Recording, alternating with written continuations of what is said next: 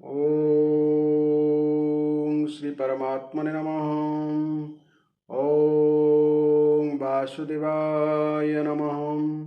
ओम व्यासदेवाय नमः। ओम जगन्नाथ दासाय नमः।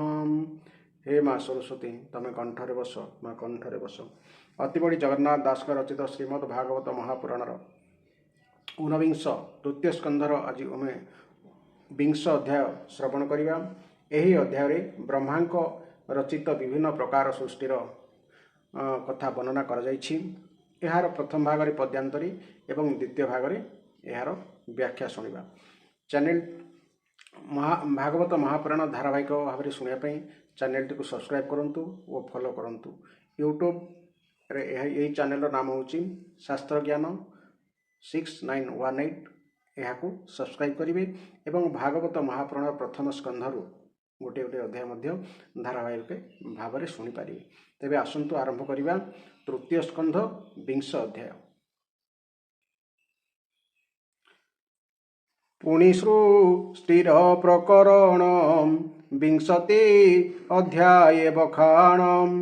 सनक उवाच वराह रूपी भावग्राही जले धरणी गले थोई से मनो स्वयंभूर बला धरणी पृष्ठे जहा कला नाना प्रकारे जंतु जेते ताहांकु साधिला केमंते ज्येष्ठ भ्राता जे धृतराष्ट्र ता पुत्र दुर्योधन दुष्ट कर्णस कुनी दुशासन एहांक तुले जेते जन पांडव हिते से विश्वासे बर्तई बोली महारोषे राज्युबा हार करिदेला जेणु से व्यासंकर बला छाड़िला हस्तिना नगरी कृष्ण चरणे आश्रय करी तीर्थसा धन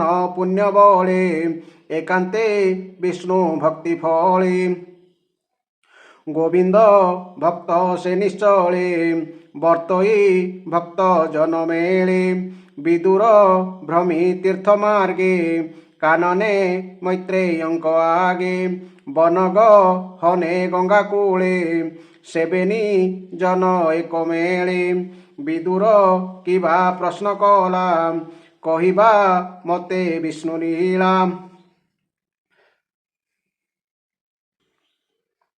गोविंद भक्त से निश्चले बर्तई भक्त जन मेले विदुर भ्रमी तीर्थ मार्गे कानने मैत्रेयंक आगे बनग हने गंगा कूले सेवेनी जन एक मेले विदुर किबा प्रश्न कला कहिबा मते विष्णु लीला से विष्णु कथा वाक्य सार श्रुति को चरे सुधाधार जेसने गंगा स्नान कले से तिनी तापरु उधरे गोविंद कथा से ही मते पापन रहे अंतर्गते कृष्ण चे स्थित भाव जेते भमुनि कहम अग्रते कृष्णर लीलामृत रसे रसई जार श्रुति ग्रासे से कहीं छाड़े कृष्ण कथा जेणे हो रई भव व्यथा नैमिष्या रण्ये मुनिगणे से उग्र श्रवार चरणे उग्र श्रवा अर्थात सुत मुनि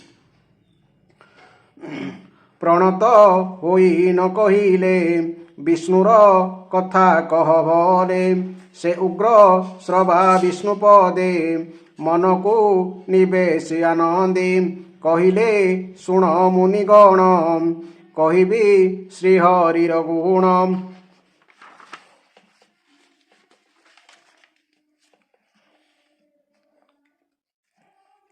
सुत उवाच विष्णुसु कर रूप धरी धरणी पातालु धरी लीला विहारे हिरण्याक्ष गोविंद माइले प्रत्यक्ष से कथा शुणी तोष चिते ଅଶ୍ରୁପୁ ଲକ ରୋମଗାତ୍ରୀ ମୈତ୍ରେୟ ପାଦେ ଦେଇ ଶିର ଆନନ୍ଦେ ପୁଚ୍ଛଇ ବିଦୁର। ବିଦୁର ଉବାଚ ନାଭିରୁ ବ୍ରହ୍ମା ଅବତାର ସେ ପ୍ରଜାପତିଙ୍କ ଈଶ୍ୱର ପ୍ରଜାପତିଙ୍କୁ ଜାତ କଲା ସୃଷ୍ଟି ସର୍ଜନେ ଆଜ୍ଞା ଦେଲା ମରିଚି ଆଦି ସପ୍ତତନୁ ଅପରେ ସ୍ୱୟଂଭୁବ ମନୁ ପିତାର ଆଦେଶ ସମସ୍ତେ ଏ ସୃଷ୍ଟି ସର୍ଜିଲେ କେମନ୍ତେ ଭାର୍ଯ୍ୟା ସହିତେ ଯୋଗମତେ କିଏ ବା ସର୍ଜିଲେ ସ୍ୱତନ୍ତ୍ରେ କିବା ସକଳ ଏକ ମେଳେ ସୃଷ୍ଟି ସର୍ଜିଲେ ଅନ୍ତରାଳେ କିବା ଧରଣୀ ଜଳେ ସ୍ଥାପି ପ୍ରଜା ସର୍ଜିଲେ ବିଶ୍ୱରୂପୀ ସେ ପୁଣି କିବା କଲେ ପରେ ତୋ ବିନୁ କେବା କହିପାରେ ତୁମ୍ଭେ ଗତ ଅନାଗତ ସକଳ ବିଷୟ ବିଦିତ ବ୍ରହ୍ମାଙ୍କ ଆଜ୍ଞା ଘେନି ଶିରେ ଜଗତ କଲେ କି ପ୍ରକାରେ।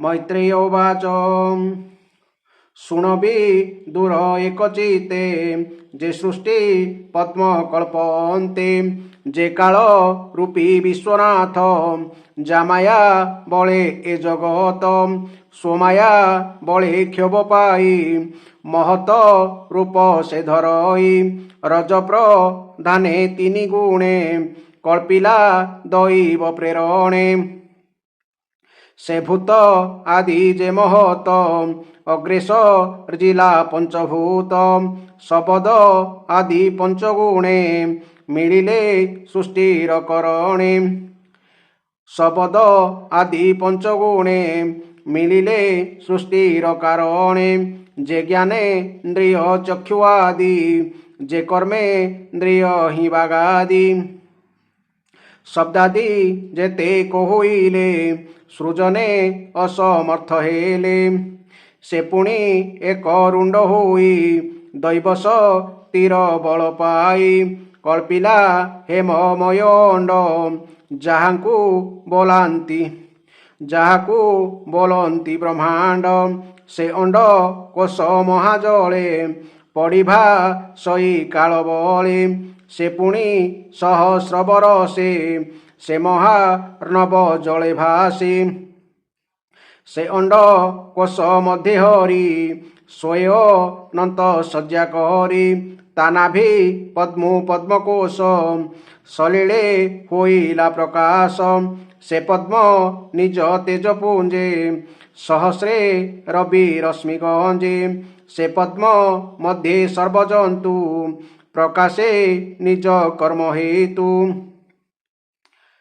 ବିରାଜ ରୂପ ତାର ମଧ୍ୟେ ଜନ୍ମିଲା ନିଜ କାର୍ଯ୍ୟ ସାଧି ସେ ପୁଣି ବିଷ୍ଣୁ ଉପଦେଶେ ସୃଷ୍ଟି ସର୍ଜିଲା ଅଣ୍ଡକୋଷେ ପୂର୍ବେ ଯେ ମତେ ସୃଷ୍ଟି ଥିଲା ପୂର୍ବେ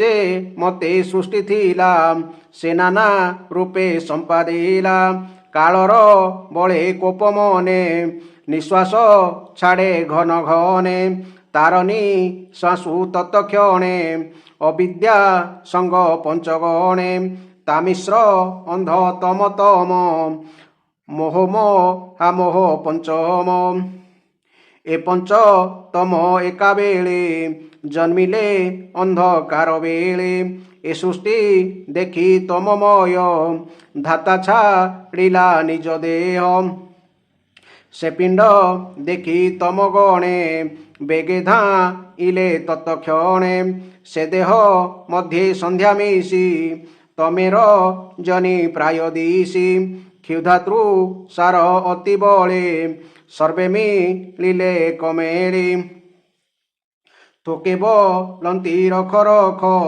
ଥୋକେ ବୋଲନ୍ତି ବେଗେ ଭକ୍ଷ ତକ୍ଷଣେ ବ୍ରହ୍ମା ଭୟ ପାଇ ବୋଲେ ତାହାଙ୍କ ମୁଖ ଚାହିଁ ଏ ପିଣ୍ଡ ରଖ ହୋନ ବକ୍ଷ ଏଣୁ ଇବ ପକ୍ଷ ରକ୍ଷ ତୁମ୍ଭେ ଯେ ପକ୍ଷ ରକ୍ଷ ଗଣ ତୁମ୍ଭେ ଯେ ଯକ୍ଷ ରକ୍ଷଗଣ ମୋର ବଚନ ଏବେ ଶୁଣ। ତୁମ୍ଭେ ମୋ ହର ପ୍ରଜା ହୁଅ ଏମନ୍ତ କହି ପିତାମହ ସୃଜିଲା ଦେବ ସ୍ତ୍ରୀଗଣ ଦେବଙ୍କ ଭୋଗ୍ୟ ଯେ ପ୍ରମାଣ। ଦିବସ ରୂପା ସେ ସାକ୍ଷାତେ ସର୍ଜିଲା କ୍ରୀଡ଼ାର ନିମିତ୍ତେ ବ୍ରହ୍ମା ସାତ୍ବିକ ମନୋଭାବ ତହୁଁ ଦେବଙ୍କ ଆବିର୍ଭାବ। ପୁଣିଜ ଘନୁ ବେଦପତି ଅସୁର କଲା ଉତ୍ତପତି ସ୍ତ୍ରୀଲ ପଟ ଯେ ଯୁଗତେ ନାରୀଙ୍କୁ ଦେଖିଲେ ଅଗ୍ରତେ ତାହାଙ୍କୁ ଦେଖି ତତକ୍ଷଣେ ଧାଇଁଲେ ସେ ଅସୁର ଗଣେ। ମୈଥୁନ ଲୋଭ ବନ୍ଧେ ଧାଇଁ ବେଗେ ବେଢ଼ିଲେ ଲୋଭ ବହି ନିର୍ଲଜ ପଣ ତାହାଙ୍କର ଦେଖି ହସିଲେ ବେଦବର। ବ୍ରହ୍ମାର ହାସ୍ୟ ଦେଖି କୋପେ ମିଳିଲେ ତାଙ୍କର ସମୀପେ ଚାହାନ୍ତେ କୋପିତ ବଦନେ ଭୟ ପଶିଲା ବ୍ରହ୍ମା ମନେ। ଶୂନ୍ୟ ଗୋବିନ୍ଦ ପଦ ଧ୍ୟାଇ ବୋଲୋଇ ଶିରେ କର ଦେଇ ପ୍ରାଣୀଙ୍କ ଅନୁଗ୍ରହ ଅର୍ଥେ ତୁ ନାଥ ଆଜ୍ଞା ଦେଲୁ ମତେ। ସୃଷ୍ଟି କରଇ ତୋର ବୋଲେ ତୋ ଅନୁରୂପ ଏ ଶୟଳେ ତୁ ମତେ ରଖ ଚକ୍ରଧର ଏ ଗଣେ ମହାଭୟଙ୍କର। ଏ ଯେବେ ଭକ୍ଷୀ ବେଟି ମତେ କେମନ୍ତେ ସର୍ଜିବି ଜଗତେ। ବ୍ରହ୍ମା ବିକଳ କର୍ଣ୍ଣେ ଶୁଣି ବୋଇଲେ ପ୍ରଭୁ ଚକ୍ରପାଣି ଏ ଦେହ ଘୋର ଭୟଙ୍କର ବେଗେ ତୁ ଛାଡ଼ ଏ ଶରୀର। ଶୁଣି ଗୋବିନ୍ଦର ବଚନ ତକ୍ଷଣେ ଛାଡ଼ିଲା ଜୀବନ। ସେ ଦେହ ସନ୍ଧ୍ୟା ରୂପ ହୋଇ ରୂପେ ଅସୁର ମନ ମୋହି ନାନା ଅଳଙ୍କାର ସାଜେଣି ଚରଣେ ନୂପୁର ବାଜେଣି। ମଦ ବିହୋଳି ତୋଲୋଚନ ଦୁକୁଳେ କଟି ସ୍ୱଭାବନ କଟିମେ ଖଳା ରତ୍ନସାର ହୃଦୟେ ତୁଙ୍ଗ ପୟୋଧର। ସୁନ୍ଦର ନାସିକା ବିରାଜେ ଦନ୍ତଡାଳିମ୍ବ ବୀଜ ଗଞ୍ଜେ ମଧୁର ହାସ ମନୋହର ସମ୍ଭ୍ରମ କଟାକ୍ଷ ସୁନ୍ଦର। ବସ୍ତ୍ରେଆ ଛାଦି କଳେବର ପଥେ ଚାଲଇ ଲାଜଭର। ଅସୁରେ ଦେଖି ତାଗମନ ସର୍ବେ ହୋଇଲେ ହତ ଜ୍ଞାନ। କହନ୍ତି ଏକ ଏକେ ଚାହିଁ ଏମନ୍ତ ଦେଖିଲା ତ ନାହିଁ। ନବୀନ ବୟସ ଏହାର ରୂପଲା ବନ୍ୟ ମନୋହର। ଏ ଆମ୍ଭ ମନ ମଧ୍ୟ ରମେ ଅକାମୀ ଜନ ପ୍ରାୟ ଭ୍ରମେ। ଏମନ୍ତେ ସନ୍ଧ୍ୟା ରୂପ ଦେଖି ପ୍ରମୋଦା ପ୍ରାୟ ଉପଲକ୍ଷୀ ନୟନ ଦେଇ ତା ବଦନେ ଭାବେ ପୁଛନ୍ତି ଅନ୍ୟବନେ। ଏମନ୍ତ ବହୁତ ବିଚାର କରିଣ ସକଳ ସୁର ପ୍ରଣୟ ବସେ ପ୍ରମୋଦାର କରିଣ ବହୁତ ସତ୍କାର। କୁବୁଦ୍ଧି ପଣରେ ଅସୁର ପୁଛିଲେ ତାକୁ ବାର ବାର ଭୋରମ୍ଭା ଉରୁ ସୁକଲ୍ୟାଣୀ ପ୍ରମୋଦା କୁଳ ଶିରୋମଣି। କାହାର ପତ୍ନୀ ତୁ ବୋଲାଉ କହ ତୁ ଉପୁଜିଲୁ କାହୁଁ। କହ ତୁ ତୋର କିସ ନାମ କି ପ୍ରୟୋଜନେ ତୋ ଗମନ। ତୋ ରୂପ ଗୁଣେ ହୋଇଛନ ଆମ୍ଭର ସ୍ଥଗିତ ଲୋଚନ। ତୋହର ରୂପ ଗୁଣ ରାଶି ଆମ୍ଭର ପ୍ରଭାକୁ ବିନାଶୀ। ଆମ୍ଭର ପୂର୍ବ ଭାଗ୍ୟ ଫଳେ ମିଳିଲୁ ଆମ୍ଭର ଛାମୁରି। କନ୍ଦୁକ କ୍ରୀଡ଼ା ତୋ ନୟନ ଦେଖି ହରିଲା ଆମ୍ଭ ମନ। ତୋର ଚରଣ ପଦ୍ମଯୁଗ ଗମନ ଚଞ୍ଚଳ ତରଙ୍ଗ। ହସ୍ତେ କନ୍ଦୁକ ତୋର ସାଜେ ତୋ ମଝା ସିଂହ ମଧ୍ୟ ଗଞ୍ଜେ। ସେ ପୁଣି ସ୍ତନ ଭାରେ କ୍ଷୀଣ ଭାଜିଲା ପ୍ରାୟ ଅନୁମାନ ଏମନ୍ତ ସନ୍ଧ୍ୟା ରୂପ ଚାହିଁ ଅସୁର ଗଣ ଲୋଭ ବହି ସନ୍ଧ୍ୟାଙ୍କୁ ଧରି ବାହୁବଳେ ମହିମ ଜିଲେ କାମ ଭଳି ଦେଖିବି ଧାତା ପ୍ରହସିତ ଭାବଗ ଭୀର ମଗ୍ନଚିତ ବ୍ରହ୍ମାର ଶରୀର ବିରାଜେ ତକ୍ଷଣେ ନିଜ କାନ୍ତି ତେଜେ ସ୍ୱଭାବେ ବ୍ରହ୍ମା ଯେ ଆନନ୍ଦ ସ୍ୱଭାବେ ବ୍ରହ୍ମା ସେ ଆନନ୍ଦ ଗନ୍ଧର୍ବ ଅପସରା ବୃନ୍ଦ ବ୍ରହ୍ମାର ଶରୀର ବାହାର ଯେ ରୂପ ମୋହେ ସୁର ନର ଗନ୍ଧର୍ବ ବିଶ୍ୱାବସୁ ଆଦି ସେ ବ୍ରହ୍ମା ରୂପରୁ ପ୍ରସିଦ୍ଧି ଆବରି ଅପସରା ଗଣେ ସୁଖେ ରହିଲେ ଜଣେ ଜଣେ ପୁଣି ଅଳସ ଭାବ ଧରି ଭୂତ ପିଶାଚ ଗଣ କରି ସେ ମୁକ୍ତ କେଶ ଦିଗମ୍ବର ଦେଖି କମ୍ପିଲେ ସୁର ନର ପଥେ ତାହାଙ୍କ ରୂପ ଦେଖି ବ୍ରହ୍ମା ବୁଜିଲେ ବେନି ଆଖି ସେ ଦେହ ନିଦ୍ରା ବଶ ଚାହିଁ ପୁଣି ଛାଡ଼ିଲା ନିଜ ଦେହି ସେ ଦେହ ଭୂତ ଗଣେ ଧରି ଉନ୍ମାଦ ନାଦେ ସେ ବିହରି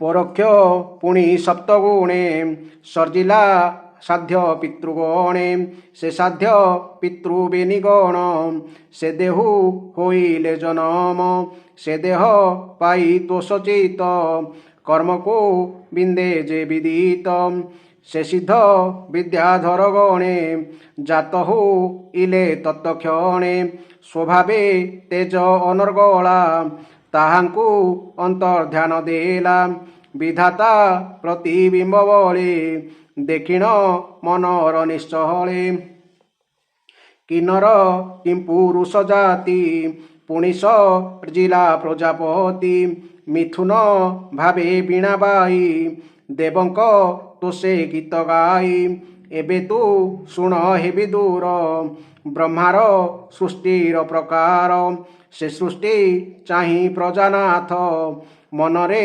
ହୋଇଲା ଚିନ୍ତିତ ଏ ସୃଷ୍ଟି ବୁଦ୍ଧି ତ ନୋହିଲା ଚିନ୍ତାରେ ବହୁତ ଶୋଇଲା ତାହାଙ୍କୁ ସର୍ଜି ବେଦବର ତକ୍ଷଣେ ଛାଡ଼ି ସେ ଶରୀର ଦେହ ଅନ୍ତରେ ଶୂନ୍ୟ ରହି ଶରୀର ଦେଖି ବିଚାରଇ ସର୍ଜନେ ଯୋଗ୍ୟ ଏ ନୁହନ୍ତି ଏମନ୍ତେ କ୍ରୋଧେ ବହୁ ଚିନ୍ତି କ୍ରୋଧର ବସେ ପଦ୍ମଯୋନି ସେ ଭୋଗ ଦେହ ତ୍ୟଜ ପୁଣି ସେ ଭୋଗ ଦେହ ତ୍ୟଜେ ପୁଣି ତହୁଁ ଯେ କେଶ ଗଲା ଖସି ତହୁଁ ଜନ୍ମିଲେ ସର୍ପରାଶି ତକ୍ଷଣେ ତମ ଗୁଣ ଜାତ ଗରଳ ତେଜେ ବଳବନ୍ତ ତାହାଙ୍କୁ ଚାହିଁ ପ୍ରଜାନାଥ ସନ୍ତୋଷେ ହେଲା କୃତକୃତ୍ୟ ପୁଣି କମ୍ପିଲା ମନୋରଥେ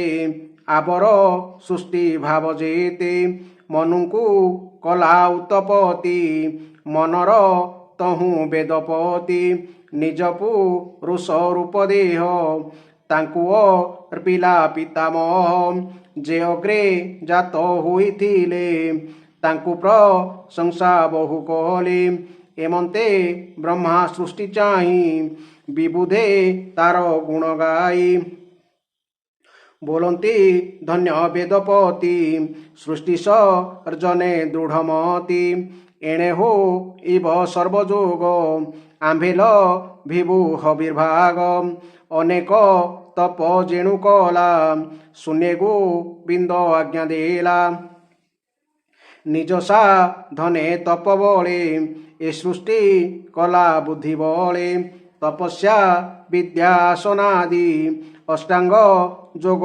ସୁସମାଧି ପୁଣି ସର୍ଜିଲା ଋଷିଗଣ ସ୍ୱବଶ କରି ଇନ୍ଦ୍ରଗଣ ଏମନ୍ତ ଋଷି ସୃଷ୍ଟି କଲା ଆପଣା ଦେହ ଅଂଶ ଦେଲା ଏମନ୍ତେ ସୃଷ୍ଟିର କାରଣ ବିଧାତା ରୂପେ ନାରାୟଣ କରଇ ପୁଣ ପୁଣ ଭାବେ তারভ কত জন লাভে এমন্তে ভাগবত বাণী মৈত্রেয় মুনি আগে ভণী বনেপি পল বৃক্ষ মূলে শ্রীকৃষ্ণ রূপ ত্যাগ কালে সে কথা পরীক্ষিত আগে মুনি কহিলে প্রিয় ভাবে হরিচরিত ভাগবত কহিলা বিপ্র জগন্নাথ ইতি শ্রীমদ্ভাগবতে মহাপুরাণে परमहंसा संहितायां तृतीय स्कंधे सृष्टिसर्जनं नाम विंशोऽध्यायः।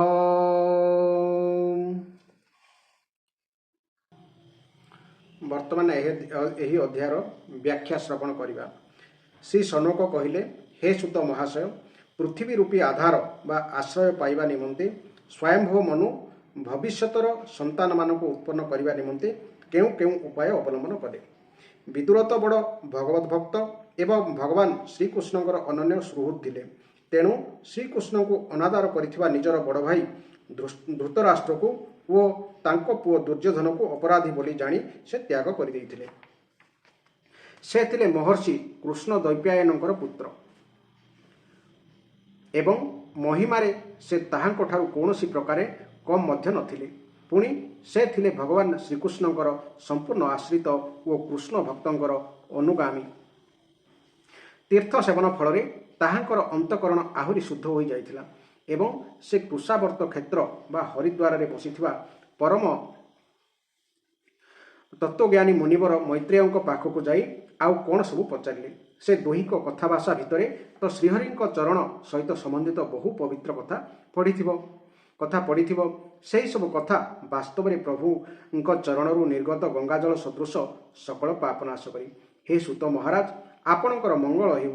ଦୟାକରି ଭଗବାନଙ୍କର ସେହି ପବିତ୍ର କଥା ସବୁ ଶୁଣାନ୍ତୁ। ପ୍ରଭୁଙ୍କର ଉଦାର ଚରିତ ହିଁ କୀର୍ତ୍ତନ ଯୋଗ୍ୟ। ଭଲା ଏପରି କେଉଁ ରସିକ ଥିବ ଯେ କି ଶ୍ରୀହରିଙ୍କର ଲୀଳାମୃତ ପାନ କରି ସେତିକି ଥାଉ କହି ତୃପ୍ତ ହୋଇଯିବ। ନୈମିଷାରଣ୍ୟବାସୀ ମୁନିମାନେ ଏପରି ପଚାରିବାରୁ ଉଗ୍ରଶ୍ରବା ସୂତ ମୁନି ଭଗବାନଙ୍କଠାରେ ଚିତ୍ତ ନିବେଶ କରି କହିଲେ, ଶୁଣନ୍ତୁ। ଶ୍ରୀ ସୂତ କହିଲେ, ହେ ମୁନିଗଣ, ନିଜ ମାୟାରେ ହିଁ ବରାହ ରୂପ ଧାରଣ କରିଥିବା ଶ୍ରୀହରି ଯେପରି ରସାତଳରୁ ପୃଥିବୀକୁ ଉଦ୍ଧାର କଲେ ଏବଂ ଅବଲୀଳାକ୍ରମେ ଯେପରି ହିରଣ୍ୟାକ୍ଷକୁ ବଦ୍ଧ କଲେ, ତାହା ଶୁଣି ବିଦୁର ବଡ଼ ଆନନ୍ଦିତ ହେଲେ। ସେ ମୁନିବର ମୈତ୍ରେୟକୁ କହିଲେ, ବ୍ରହ୍ମନ୍, ଆପଣ ପରୋକ୍ଷ ବିଷୟ ମଧ୍ୟ ଜାଣନ୍ତି। ତେଣୁ ପ୍ରଜାପତିମାନଙ୍କର ସ୍ୱାମୀ ବ୍ରହ୍ମା ମରିଚି ଆଦି ପ୍ରଜାପତିମାନଙ୍କୁ ଉତ୍ପନ୍ନ କରିବା ପରେ ସୃଷ୍ଟି ବଢ଼ାଇବା ନିମନ୍ତେ କ'ଣ କଲେ ତାହା ଦୟାକରି କୁହନ୍ତୁ। ତା ଛଡ଼ା ମରିଚି ଆଦି ମୁନୀଶ୍ୱରମାନେ ଓ ସ୍ୱୟଂଭବ ମନୁ ବ୍ରହ୍ମାଙ୍କ ଆଜ୍ଞାରେ କିପରି ଭାବେ ପ୍ରଜାବୃଦ୍ଧି କଲେ ତାହା ମଧ୍ୟ କହନ୍ତୁ। ସେମାନେ ଆପଣା ପତ୍ନୀମାନଙ୍କ ସହଯୋଗରେ ଜଗତ ଉତ୍ପନ୍ନ କଲେ ନା ନିଜ ନିଜ କାର୍ଯ୍ୟରେ ସ୍ୱତନ୍ତ୍ର ରହି ଅଥବା ସମସ୍ତେ ମିଶି ଏହି ଜଗତ ରଚନା କଲେ। ମୁନିବର ମୈତ୍ରେୟ କହିଲେ, ହେ ବିଦୁର, ଜୀବମାନଙ୍କର ଦୁର୍ବିଜ୍ଞେୟ ପ୍ରାରବ୍ଧ, ପ୍ରକୃତିର ନିୟନ୍ତା ପରମ ପୁରୁଷ ଏବଂ କାଳ, ଏହି ତିନି କାରଣ ହେତୁ ତଥା ଭଗବାନଙ୍କର ସାନ୍ନିଧ୍ୟ ହେତୁ ପ୍ରକୃତିର ତିନି ଗୁଣରେ ଆଲୋଡ଼ନ ସୃଷ୍ଟି ହେଲା। ସେହି ଆଲୋଡ଼ନରୁ ମହତତ୍ଵ ଉତ୍ପନ୍ନ ହେଲା। ଦୈବ ପ୍ରେରଣାର ରଜ ପ୍ରଧାନ ମହତତ୍ଵରେ ବୈକାରିକ, ରାଜସ ଓ ତାମସ ତିନି ପ୍ରକାର ଅହଙ୍କାର ଉତ୍ପନ୍ନ ହେଲା ଏବଂ ସେହି ଅହଙ୍କାର ଆକାଶ ଆଦି ପାଞ୍ଚ ତତ୍ଵମାନଙ୍କର ଅନେକ ବର୍ଗ ଉତ୍ପନ୍ନ କରିଦେଲା। ଅନେକ ବର୍ଗ କ'ଣ? ପାଞ୍ଚ ତନ୍ମାତ୍ର, ପାଞ୍ଚ ମହାଭୂତ, ପାଞ୍ଚ ଜ୍ଞାନେନ୍ଦ୍ରିୟ, ପାଞ୍ଚ କର୍ମେନ୍ଦ୍ରିୟ ଏବଂ ଏହି ଇନ୍ଦ୍ରିୟମାନଙ୍କର ପାଞ୍ଚ ପାଞ୍ଚ ଅଧିଷ୍ଠାତୃ ଦେବତା, ଏପରି 6ଟି ବର୍ଗକୁ ସେ ଏଠାରେ ସଂକେତ କରାଯାଇଛି। ସେହି ସବୁ ବର୍ଗ ଅଲଗା ଅଲଗା ରହିଥିଲେ ଭୂତମାନଙ୍କର କାର୍ଯ୍ୟ ରୂପ ବ୍ରହ୍ମାଣ୍ଡ ରଚନା କରିପାରିନଥାନ୍ତେ। ତେଣୁ ସେହି ସବୁ ବର୍ଗ ଭଗବାନଙ୍କ ଶକ୍ତିରେ ପରସ୍ପର ସଂଗଠିତ ହୋଇ ଗୋଟିଏ ସୁବର୍ଣ୍ଣମୟ ଅଣ୍ଡ ବା ଗୋଲକ ଉତ୍ପନ୍ନ କଲେ। ସେହି ଅଣ୍ଡଟି ଚେତନା ଶୂନ୍ୟ ଅବସ୍ଥାରେ 1000 ବର୍ଷରୁ ଅଧିକ କାଳ ଧରି କାରଣାବ୍ଧି ଜଳରେ ପଡ଼ି ରହିଲା। ଶେଷରେ ତା ଭିତରେ ଭଗବାନ ପ୍ରବେଶ କଲେ। ସେଥିରେ ଅଧିଷ୍ଠିତ ହେବାରୁ ତାହାଙ୍କ ନାଭିରୁ ସହସ୍ର ସୂର୍ଯ୍ୟ ସମତେ ଦୀପ୍ୟମାନ ପଦ୍ମ ସୃଷ୍ଟି ହେଲା। ସେହି ପଦ୍ମଟି ଥିଲା ସକଳ ଜୀବ ସମୁଦାୟର ଆଶ୍ରୟ। ସେଥିରୁ ସ୍ୱୟଂ ବ୍ରହ୍ମାଙ୍କର ଆବିର୍ଭାବ ହେଲା। ବ୍ରହ୍ମାଣ୍ଡର ଗର୍ଭରୂପୀ ଜଳରେ ଶୟନ କରିଥିବା ଶ୍ରୀ ନାରାୟଣ ବ୍ରହ୍ମାଙ୍କ ଅନ୍ତଃକରଣରେ ପ୍ରବେଶ କରିବାରୁ ବ୍ରହ୍ମା ପୂର୍ବକଳ୍ପମାନଙ୍କରେ ନିର୍ଦ୍ଧାରଣ କରିଥିବା ନାମ ରୂପମୟୀ ବ୍ୟବସ୍ଥା ଅନୁସାରେ ପୁଣି ଥରେ ବିଭିନ୍ନ ଲୋକ ରଚନା କଲେ। ସର୍ବପ୍ରଥମେ ସେ ନିଜ ଛାୟାରୁ ତା ମିଶ୍ର ଅନ୍ଧତା ମିଶ୍ର, ତମ, ମୋହ ଓ ମହାମୟ ଏପରି 5 ପ୍ରକାର ଅବିଦ୍ୟା ଉତ୍ପନ୍ନ କଲେ। ବ୍ରହ୍ମାଙ୍କୁ ନିଜର ସେହି ତମମୟ ଶରୀର ଭଲ ଲାଗିଲା ନାହିଁ, ତେଣୁ ସେ ତାହା ତ୍ୟାଗ କରିଦେଲେ। କ୍ଷୁଧା ତୃଷ୍ଣା ଉତ୍ପନ୍ନ କରୁଥିବା ସେହି ରାତ୍ରି ରୂପ ଶରୀର ସେ ତ୍ୟାଗ କରିଦେବାରୁ ସେଥିରୁ ଉତ୍ପନ୍ନ ଯକ୍ଷ ଓ ରାକ୍ଷସମାନେ ତାହା ଗ୍ରହଣ କରିନେଲେ। ସେତେବେଳେ କ୍ଷୁଧା ତୃଷ୍ଣାରେ ବ୍ୟାକୁଳ ହୋଇ ସେମାନେ ବ୍ରହ୍ମାଙ୍କୁ ଖାଇଯିବାକୁ ଧାଇଁଲେ। କ୍ଷୁଧା ତୃଷ୍ଣାରେ ବ୍ୟାକୁଳ ହୋଇଯାଇଥିବା ଏହି ରାକ୍ଷସ ଆଦି କହି ଉଠିଲେ, ଏହାକୁ ରଖାଇ ଦିଅ ନାହିଁ, ଖାଇଯାଅ। ବ୍ରହ୍ମା ବ୍ୟତିବ୍ୟସ୍ତ ହୋଇ କହିଲେ, ଆରେ ଯକ୍ଷ ରାକ୍ଷସ, ତୁମେ ସବୁ ହେଉଛ ମୋରି ସନ୍ତାନ, ତେଣୁ ମୋତେ ଖାଇଦିଅନି, ମୋତେ ରକ୍ଷା କର। ଯେଉଁମାନେ ଖାଇଯାଅ ବୋଲି କହୁଥିଲେ ସେମାନେ ହେଲେ ଯକ୍ଷ, ଯେଉଁମାନେ ଏହାକୁ ରଖାଇ ଦିଅ ନାହିଁ ବୋଲି କହୁଥିଲେ ସେମାନେ ହେଲେ ରାକ୍ଷସ। ତାପରେ ସାତ୍ତ୍ୱିକ ପ୍ରଭାବରେ ଦେଦୀପ୍ୟମାନ ହୋଇ ବ୍ରହ୍ମା ମୁଖ୍ୟ ଦେବତାମାନଙ୍କୁ ସୃଷ୍ଟି କଲେ। ବ୍ରହ୍ମା ସେହି ଦେଦୀପ୍ୟମାନ ଶରୀର ମଧ୍ୟ ପରିତ୍ୟାଗ କରିଦେବାରୁ ଦେବତାମାନେ ଆନନ୍ଦରେ କ୍ରୀଡ଼ା କରିବା ସହିତ ସେହି ଦିବାରୂପ ଉଜ୍ଜଳମୟ ଶରୀର ଗ୍ରହଣ କରିନେଲେ। ତାପରେ ବ୍ରହ୍ମା ନିଜର ଜଘନ ପ୍ରଦେଶରୁ କାମାସକ୍ତ ଅସୁରମାନଙ୍କୁ ଉତ୍ପନ୍ନ କଲେ। ସେମାନେ ଅତ୍ୟନ୍ତ କାମଲୋଲୁପ ହୋଇଥିବାରୁ ଉତ୍ପନ୍ନ ହେଉ ହେଉ ମୈଥୁନ ନିମନ୍ତେ ବ୍ରହ୍ମାଙ୍କ ଆଡ଼କୁ ମାଡ଼ି ଆସିଲେ। ତାହା ଦେଖି ବ୍ରହ୍ମା ତ ପ୍ରଥମେ ହସିଲେ, କିନ୍ତୁ ପରେ ନିର୍ଲଜ୍ଜ ଅସୁରମାନେ ତାଙ୍କୁ ଗୋଡ଼ାଉଛନ୍ତି ଦେଖି ସେ ଭୟଭୀତ ଓ କ୍ରୋଧିତ ହୋଇ ଦୌଡ଼ି ପଳାଇଗଲେ। ସେ ଯାଇ ଭକ୍ତମାନଙ୍କୁ ସେମାନଙ୍କର ଭାବ ଅନୁସାରେ ଦର୍ଶନ ଦେଉଥିବା ଶରଣାଗତ ବତ୍ସଳ ବରଦାୟକ ଶ୍ରୀହରିଙ୍କ ପାଖରେ ପହଞ୍ଚିଗଲେ ଓ କହିଲେ, ପରମାତ୍ମନ୍, ମୋତେ ରକ୍ଷା କରନ୍ତୁ। ମୁଁ ତ ଆପଣଙ୍କର ଆଜ୍ଞାରେ ହିଁ ପ୍ରଜା ଉତ୍ପନ୍ନ କରିଥିଲି, କିନ୍ତୁ ଏମାନେ ତ ପାପରେ ପ୍ରବୃତ୍ତ ହୋଇ ମୋତେ ହିଁ ହଇରାଣ କରୁଛନ୍ତି। ହେ ନାଥ, ଏକମାତ୍ର ଆପଣ ହିଁ ହେଉଛନ୍ତି କ୍ଲେଶ ହରଣକାରୀ ଏବଂ ଆପଣ ହିଁ ଆପଣଙ୍କ ଚରଣର ଶରଣ ନେବାକୁ ଆସିନଥିବା ବିଭ୍ରାନ୍ତଗାମୀଙ୍କ ପାଇଁ କ୍ଲେଶଦାତା। ପ୍ରଭୁ ତ ସମସ୍ତଙ୍କ ହୃଦୟର କଥା ପ୍ରତ୍ୟକ୍ଷ ଜାଣିପାରନ୍ତି। ବ୍ରହ୍ମାଙ୍କର ଆତୁରତା ଦେଖି ସେ କହିଲେ, ଆପଣଙ୍କର ଏହି କାମ କଳୁଷିତ ଶରୀର ତ୍ୟାଗ କରିଦିଅନ୍ତୁ। ଭଗବାନ ଏପରି କହୁ କହୁ ବ୍ରହ୍ମା ସେହି ଶରୀର ଛାଡ଼ିଦେଲେ। ବ୍ରହ୍ମାଙ୍କର ସେହି ପରିତ୍ୟକ୍ତ ଶରୀର ଏକ ସୁନ୍ଦରୀ ସ୍ତ୍ରୀ ଅର୍ଥାତ୍ ସନ୍ଧ୍ୟା ଦେବୀ ରୂପରେ ପରିଣତ ହୋଇଗଲା। ତାର ଚରଣ କମଳରେ ପାଉଁଜି ରୁଣଝୁଣ ହେଉଥିଲା। ସେହି ସ୍ତ୍ରୀର ଆଖି ଦୁଇଟି ମତୁଆଲି ଦିଶୁଥିଲା ଓ ସେ ପିନ୍ଧିଥିଲା ଖଣ୍ଡିଏ ସୁନ୍ଦର ରେଶମ ଶାଢ଼ୀ ଏବଂ ତାର କଟିରେ ଶୋଭା ପାଉଥିଲା କଟି ମେଖଳା। ତାର ପୁଥୁଳ ଓ ଉତ୍ତୁଙ୍ଗ ସ୍ତନ ଦୁଇଟି ପରସ୍ପରକୁ ଲାଗି ଯାଇଥିଲା, ଯାହାଫଳରେ ଉଭୟ ସ୍ତନ ମଧ୍ୟରେ କୌଣସି ଶୂନ୍ୟସ୍ଥାନ ରହିବା ପରି ମନେ ହେଉନଥିଲା। ତାହାର ନାସିକା ଓ ଦନ୍ତାବଳୀ ସୁନ୍ଦର ଓ ସୁଗଠିତ ହୋଇଥିଲା ଏବଂ ସେ ମଧୁର ମୃଦୁହାସ କରି ଅସୁରମାନଙ୍କ ଆଡ଼କୁ ହାବଭାବପୂର୍ଣ୍ଣ ଦୃଷ୍ଟିରେ ଚାହୁଁଥିଲା। କୁଞ୍ଚିତ ଅଳକାବଳୀରେ ସୁଶୋଭିତା ସେହି ସୁକୁମାରୀ ସତେ ଯେପରି ଲଜ୍ଜାରେ ଶାଢ଼ୀର କାନି ଭିତରେ ହିଁ ନିଜକୁ ଲୁଚାଇ ରଖିଥିଲା। ହେ ବିଦୁର, ସେହି ସୁନ୍ଦରୀକୁ ଦେଖି ସବୁ ଅସୁର ମୋହିତ ହୋଇଗଲେ।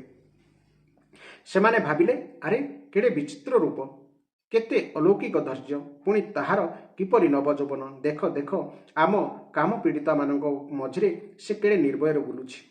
କୁବୁଦ୍ଧି ଅସୁରମାନେ ସେହି ସ୍ତ୍ରୀ ରୂପିଣୀ ସନ୍ଧ୍ୟା ବିଷୟରେ ଏହିପରି ନାନା ପ୍ରକାର ଅନୁମାନ କରି ତା ପାଖକୁ ଗଲେ ଏବଂ ତାକୁ ବହୁ ଆଦର କରିବା ସହିତ ପ୍ରେମ ପୂର୍ବକ ପଚାରିଲେ, ଆଗ ସୁନ୍ଦରୀ, ତୁମେ କିଏ? କାହା ଝିଅ? ତୁମର ଏଠାକୁ ଆସିବାର ପ୍ରୟୋଜନ କ'ଣ? ତୁମେ ତ ଏହି ଅନୁପମ ରୂପ ସମ୍ପଦରେ ଆମକୁ କିଣି ନେଇଗଲଣି। ଆମ ଅଭାଗା ଗୁଡ଼ାଙ୍କୁ ଆଉ ଅଧିକ ସନ୍ତାପିତ କରୁଛ କାହିଁକି? ହେ ଅବଳା, ତୁମେ ଯିଏ ହୋଇଥାଅ ନା କାହିଁକି, ଆମକୁ ତୁମର ଦର୍ଶନ ମିଳିଗଲା, ଏହା ବଡ଼ ସୌଭାଗ୍ୟର କଥା। ତୁମେ ତୁମ କ୍ରୀଡ଼ା କନ୍ଦୁକ ବା ପେଣ୍ଡୁ ଖେଳି ଖେଳି ଆମ ଭଳି ଦର୍ଶକମାନଙ୍କ ମନକୁ ମନ୍ଥି ପକାଉଛ। ସୁନ୍ଦରୀ, ତୁମେ ଯେତେବେଳେ ଉପରକୁ ଉଠୁଥିବା ପେଣ୍ଡୁକୁ ହାତ ପାପୁଲିରେ ତଳକୁ ମାରିଦେଉଛ, ସେତେବେଳେ ତୁମ ପାଦ ସ୍ଥିର ହୋଇ ରହୁନାହିଁ। ତୁମର କ୍ଷୀଣ କଟି ସ୍ଥୂଳ ସ୍ତନଭାରରେ ଲହକି ଯାଉଛି ଏବଂ ତୁମର ନିର୍ମଳ ଦୃଷ୍ଟିର ମଧ୍ୟ ସାମାନ୍ୟ କ୍ଳାନ୍ତିର ଝଲକ ଦେଖାଯାଉଛି। ବାଃ, ତୁମ ମଥାର କେଶ କି ସୁନ୍ଦର ହୋଇଛି ସତେ। ଏପରି ଭାବରେ ସ୍ତ୍ରୀ ରୂପରେ ପ୍ରକଟ ହୋଇଥିବା ସେହି ସାୟଂକାଳୀନ ସନ୍ଧ୍ୟା ସେମାନଙ୍କୁ ଅତ୍ୟନ୍ତ କାମାସକ୍ତ କରିଦେଲା ଏବଂ ସେହି ମୂଢ଼ମାନେ ତାହାକୁ କୌଣସି ରମଣୀ ରତ୍ନ ବୋଲି ଭାବି ଗ୍ରହଣ କରିନେଲେ। ତାପରେ ବ୍ରହ୍ମା ଗମ୍ଭୀର ଭାବରେ ହସି ହସି ନିଜ ସୌନ୍ଦର୍ଯ୍ୟକୁ ନିଜେ ହିଁ ଆସ୍ୱାଦନ କରୁଥିବା ତାଙ୍କର କାନ୍ତିମୟୀ ମୂର୍ତ୍ତିକୁ ଗନ୍ଧର୍ବ ଓ ଅପ୍ସରା ମାନଙ୍କୁ ଉତ୍ପନ୍ନ କଲେ। ସେ ନିଜର ସେହି ଜ୍ୟୋତ୍ସ୍ନାରୂପୀ କାନ୍ତିମୟ ପ୍ରିୟ ଶରୀର ତ୍ୟାଗ କରିଦେଲେ। ବିଶ୍ୱାବସୁ ଆଦି ଗନ୍ଧର୍ବମାନେ ପ୍ରସନ୍ନ ହୋଇ ତାହା ଗ୍ରହଣ କରିନେଲେ। ତାପରେ ଭଗବାନ ବ୍ରହ୍ମା ନିଜ ତନ୍ଦ୍ରାରୁ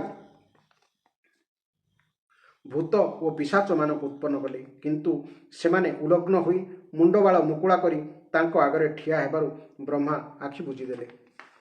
ବ୍ରହ୍ମା ନିଜର ସେହି ତନ୍ଦ୍ରା ବା ହାଇ ରୂପ ଶରୀର ତ୍ୟାଗ କରିଦେବାରୁ ତାହାଙ୍କୁ ଭୂତ ପିଶାଚମାନେ ଗ୍ରହଣ କରିନେଲେ। ଏହାକୁ ନିଦ୍ରା ବୋଲି ମଧ୍ୟ କୁହାଯାଏ। ନିଦ୍ରାରୁ ଜୀବମାନଙ୍କର ଇନ୍ଦ୍ରିୟମାନଙ୍କର ଶିଥିଳତା ଆସିଯିବାର ଦେଖାଯାଏ। ଯଦି କେହି ମୁହଁ ନ ଧୋଇ ଅଇଁଠା ମୁହଁରେ ଶୋଇପଡ଼େ, ତେବେ ତାକୁ ଭୂତ ପିଶାଚମାନେ ଆକ୍ରମଣ କରନ୍ତି। ସେମାନଙ୍କର ସେହି ଆକ୍ରମଣକୁ ଉନ୍ମାଦ କହନ୍ତି। ତାପରେ ଲୋକପତି ବ୍ରହ୍ମା ନିଜକୁ ତେଜମୟ ବୋଲି ଭାବନା କଲେ ଏବଂ ନିଜର ସେହି ତେଜମୟ ଅଦୃଶ୍ୟ ରୂପକୁ ସାଧ୍ୟଗଣ ଓ ପିତୃଗଣଙ୍କୁ ଉତ୍ପନ୍ନ କଲେ। ପିତରମାନେ ନିଜର ଉତ୍ପତ୍ତି ସ୍ଥାନ ସେହି ଅଦୃଶ୍ୟ ଶରୀରକୁ ଗ୍ରହଣ କରିନେଲେ। ସେହିମାନଙ୍କ ଉଦ୍ଦେଶ୍ୟରେ ପଣ୍ଡିତମାନେ ଶ୍ରାଦ୍ଧ ଆଦି ଦ୍ୱାରା ପିତର ଓ ସାଧ୍ୟଗଣକୁ ଯଥାକ୍ରମେ କବ୍ୟ ବା ପିଣ୍ଡ ଓ ହବ୍ୟ ବା ହୋମରେ ବା ଅର୍ପଣ ଦ୍ରବ୍ୟ ଅର୍ପଣ କରନ୍ତି। ତାପରେ ବ୍ରହ୍ମା ତାଙ୍କର ତିରୋଧାନ ଶକ୍ତିରୁ ସିଦ୍ଧ ଓ ବିଦ୍ୟାଧରମାନଙ୍କୁ ସୃଷ୍ଟି କଲେ ଏବଂ ସେମାନଙ୍କୁ ନିଜର ଅନ୍ତର୍ଧ୍ୟାନ ନାମକ ଅଦ୍ଭୁତ ଶରୀର ପ୍ରଦାନ କଲେ। ଥରେ ବ୍ରହ୍ମା ନିଜର ପ୍ରତିବିମ୍ବ ଦେଖି ଖୁସି ହୋଇଗଲେ। ସେ ନିଜକୁ ଅତ୍ୟନ୍ତ ସୁନ୍ଦର ମନେକରି ସେହି ପ୍ରତିବିମ୍ବରୁ କିନ୍ନର ଓ କିମ୍ପୁରୁଷମାନଙ୍କୁ ଉତ୍ପନ୍ନ କଲେ। ବ୍ରହ୍ମା ସେହି ପ୍ରତିବିମ୍ବ ଶରୀର ତ୍ୟାଗ କରିଦେବାରୁ ସେମାନଙ୍କ ସେହି ଶରୀର ଗ୍ରହଣ କରିନେଲେ। ତେଣୁ ସେମାନେ ଉଷା କାଳରେ ନିଜର ପତ୍ନୀମାନଙ୍କ ସହିତ ମିଶି ବ୍ରହ୍ମାଙ୍କର ଗୁଣ କର୍ମ ଆଦି ଗାନ କରନ୍ତି। ଆପଣା ସୃଷ୍ଟି ବଢ଼ୁନାହିଁ ଦେଖି ବ୍ରହ୍ମା ଥରେ ବଡ଼ ଚିନ୍ତିତ ହୋଇପଡ଼ିଲେ। ଚିନ୍ତିତ ହୋଇ ସେ ହାତ ଗୋଡ଼ ମେଲାଇ ଶୋଇପଡ଼ିଲେ ଏବଂ କ୍ରୋଧବଶ ହୋଇ ସେହି ଭୋଗମୟ ଶରୀର ତ୍ୟାଗ କରିଦେଲେ। ସେହି ଶରୀରରୁ ଯେଉଁ କେଶଲୋମ ଆଦି ଝଡ଼ିପଡ଼ିଲା, ସେସବୁ ଅହି ହୋଇଗଲେ ତଥା ସେହି ଶରୀରଟି ହାତ ପାଦ ସଙ୍କୁଚିତ କରି ଚାଲିବାରୁ କ୍ରୂର ସ୍ୱଭାବର ସର୍ପ ଓ ନାଗ ଉତ୍ପନ୍ନ ହୋଇଗଲେ। ସେମାନଙ୍କ ବେକର ଉପର ଅଂଶ ବା ଫଣା ଚଉଡ଼ା ହୋଇଥାଏ। ଥରେ ବ୍ରହ୍ମା ନିଜେ କୃତ୍ୟକୃତ୍ୟ ହୋଇଗଲେ ବୋଲି ଅନୁଭବ କଲେ। ତେଣୁ ଶେଷରେ ସେ ନିଜ ମନରୁ ମନୁମାନଙ୍କୁ ଉତ୍ପନ୍ନ କଲେ। ସେହି ମନୁମାନେ ପ୍ରଜାମାନଙ୍କର ଅଭିବୃଦ୍ଧି ଘଟାନ୍ତି। ସେମାନଙ୍କ ନିମନ୍ତେ ମନସ୍ୱୀ ବ୍ରହ୍ମା ନିଜର ପୁରୁଷ ଆକାର ଶରୀର ତ୍ୟାଗ କରିଦେଲେ। ମନୁମାନଙ୍କୁ ଦେଖି ସେମାନଙ୍କ ପୂର୍ବରୁ ଉତ୍ପନ୍ନ ହୋଇଥିବା ଦେବତା ଗନ୍ଧର୍ବ ଆଦି ବ୍ରହ୍ମାକୁ ସ୍ତୁତି କଲେ। ହେ ବିଶ୍ୱକର୍ତ୍ତା ବ୍ରହ୍ମା, ଆପଣଙ୍କର ଏହି ମନୁ ସୃଷ୍ଟି ବଡ଼ ସୁନ୍ଦର ହୋଇଛି।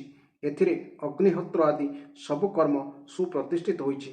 ଏହା ସାହାଯ୍ୟରେ ଆମେ ମଧ୍ୟ ଆମର ଅନ୍ନ ବା ହବିର୍ଭାଗ ଗ୍ରହଣ କରିପାରିବୁ।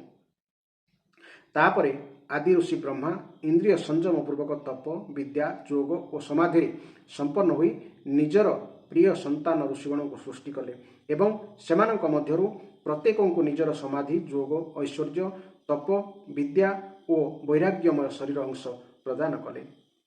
ଏହି ଥିଲା ଏହି ଅଧ୍ୟାୟର ସୁନ୍ଦର ବ୍ୟାଖ୍ୟା। ଏଠାରେ ଆମର ଯକ୍ଷ, ରାକ୍ଷସ,